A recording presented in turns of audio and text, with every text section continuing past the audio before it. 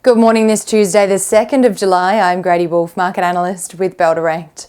Wall Street started the second half of the US financial year with a green close that saw the Nasdaq settle the day at a fresh record high, as positive momentum from the first half extends into the second half. The Dow Jones rose 0.13% on Tuesday, the S&P 500 added 0.27%, and the tech-heavy Nasdaq rose 0.83% to a fresh record close of 17,879.3 points. US Manufacturing PMI data out this morning showed a slight contraction in manufacturing output for June to 48.5 points from 48.7 points in May, with the reading falling short of economists' expectations of 49.1 points, indicating the US economy continues to ease under the high interest rate environment. Across the European markets overnight, it was a sea of green as investors responded to the first round of France's snap parliamentary election. The Stoxx 600 rose 0.44%, Germany's DAX added 0.3%, and in the UK, the FTSE 100 ended the day up 0.03%. The French CAC rallied 1.09% on Monday as investors digested the results of the first round of France's legislative election, where Marine Le Pen's party won the first round by a smaller margin than expected. The rally comes as investors welcome the smaller margin win, as if the party had dominated to form a majority quickly, concerns are raised over the fast ability of their proposals and spending and tax to be pushed through quickly, thus potentially tipping the region into a debt crisis.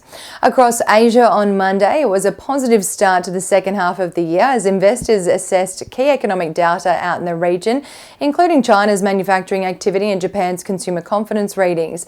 Japan's Nikkei rose 0.12% on Monday, while Japan's broad index, the TOPIX, climbed 0.52% to a 34-year high.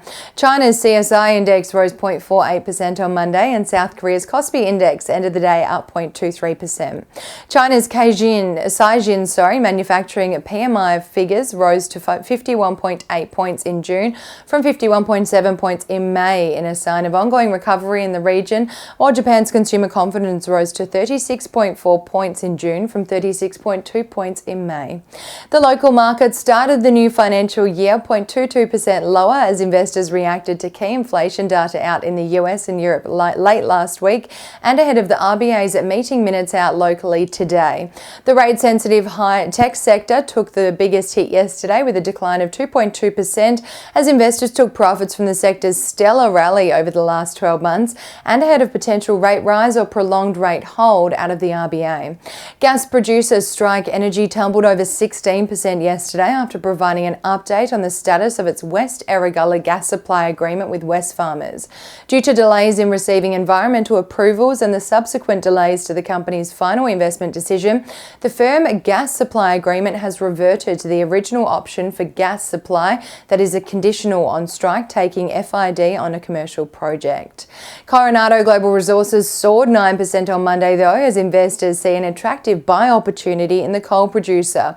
On news that its closest competitor, Anglo American, has halted operations at its Queensland mine due to a fire burning underground in a major coal mine operated and owned by the company.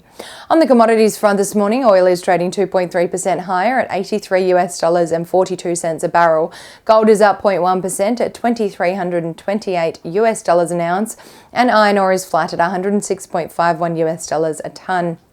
One Aussie dollar is buying 66 US cents, 107.39 Japanese yen, 52.66 British pence, and 1 New Zealand dollar and 10 cents. Investors locally will be eagerly awaiting the release of Michelle Bullock's latest meeting minutes out today to gain insight into the rate outlook down under. The last minutes and comments out of the RBA were taken as hawkish, so it is unlikely that Ms. Bullock's stance will have changed, given inflation drivers remain stubbornly high.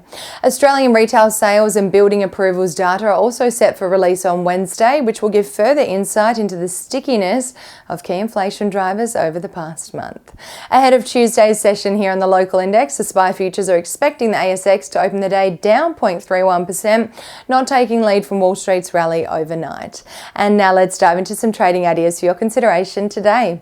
Bell Potter has slightly decreased the 12-month price target on Cobram Estate olives from $2.10 to $1.95 65 cents and maintain a hold rating on the vertically integrated olive oil producer and marketer following the release of an FY24 update, including CBO's Australian harvest coming in below forecasts, third-party oil sourced and production falling short of bell potter expectations, and the potential impacts of the re-emergence of La Nina. And Bell Potter has decreased the rating on DGL Global from a buy to a hold rating, while also decreasing the 12-month price target from 75 cents per share to 65 cents per share on the specialty chemicals and logistics company, following the assessment of some key operational indicators for the company. Bell Potter's analyst sees, despite tailwinds continuing to present in AgChem, from a top-down point of view, Bell Potter believes trading conditions remain challenging to other parts of the business, including the Environmental Solutions division, following a price increase from suppliers. And that's all for this morning. Happy Tuesday and happy investing.